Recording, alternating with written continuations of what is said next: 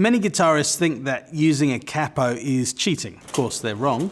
The capo, or capo, as some of our friends pronounce it across the pond, is a brilliant little invention, and it's something that really everyone should learn to use. I think it should be part of every guitarist's discipline. There's a lot of reasons why you might want to use a capo. Maybe you want that high, like sort of island style sound, like you might get from a ukulele or banjo or mandolin, and you want to do that on your acoustic guitar. Perhaps you are looking to transpose a song into a key more suitable to your voice, and you don't know how to play the chords in that key.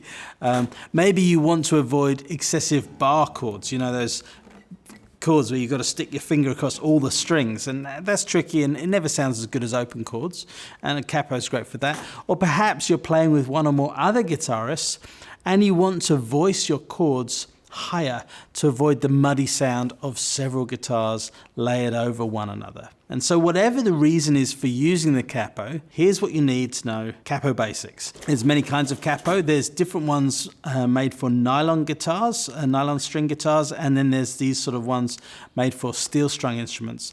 So make sure when you're using a capo, you've got the right kind of capo for the kind of guitar that you have.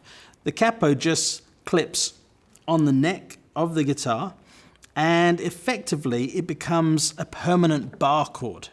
It's best to get the capo as close up behind the frets as you would with normal finger placement, and that way you'll avoid any fret buzz or extra noise. As the capo goes further up the neck, it is going to affect the tuning. And once you're past the fifth, you're probably going to want to retune your guitar with the capo in place and just kind of go through those strings and make sure that you've got the whole thing in tune. And to do that, you're going to need either an excellent ear, which I don't have, or a chromatic tuner.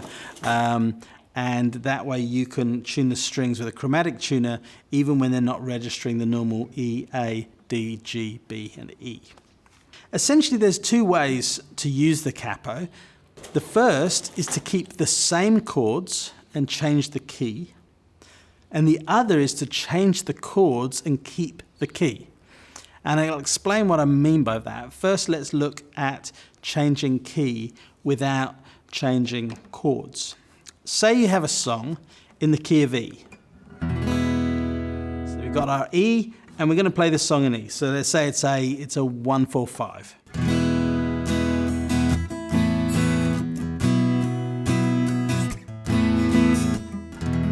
Okay, so that's our song. Rather than play it in E, I actually want to play it in the key of F. But F would mean I've got to play these bar chords.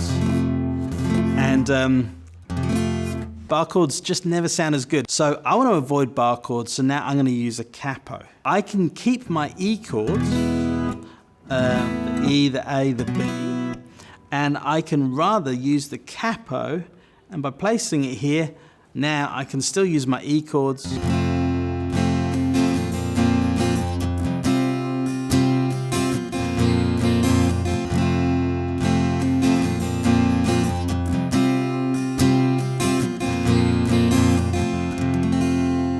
Used in this way, the capo basically takes you up one key, that's a half tone or semitone, for every fret. So essentially it's like moving the nut of the guitar up the fretboard. In this example, my song was in E, and so I had that E chord. And when I placed the capo on the first fret,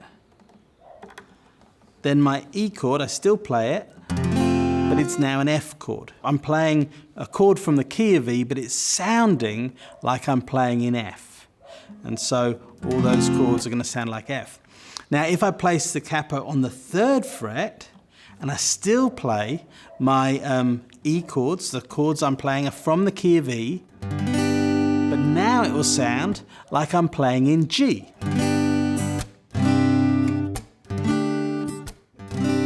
And so using those same chord shapes that I already know, by moving the capo up the fretboard, I'm moving the key up the fretboard. Now practically this is only useful for moving up 4 or 5 keys, because when the capo is on the higher frets, it becomes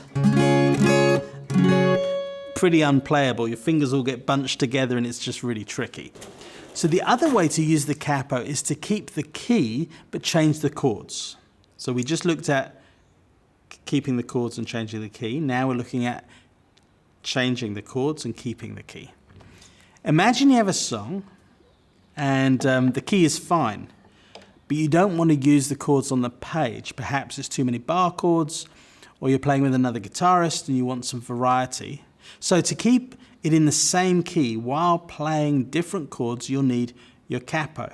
And in this case, the capo simply takes you down one key, one halftone or semitone, for every fret that you move it up the neck. And when I say down a key, I mean the chords of the key you're playing, because the actual sound is going to stay in the same place. Let me explain.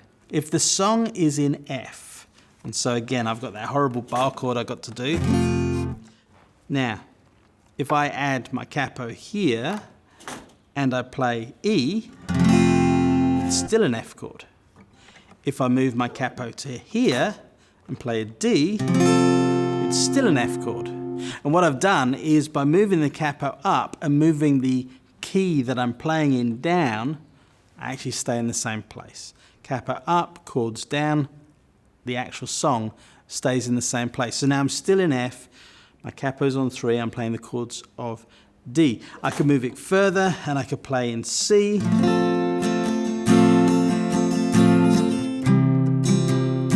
And I'm still in F. And so the further up I go, the further the chords go down and they meet in the middle and they end up, you're still in the same key. So I've kept the key, but I've changed the chords. Again, practically this is only useful for changing chords by about 7 semitones, because beyond that, the capo's so far up the neck that the guitar again becomes pretty unplayable.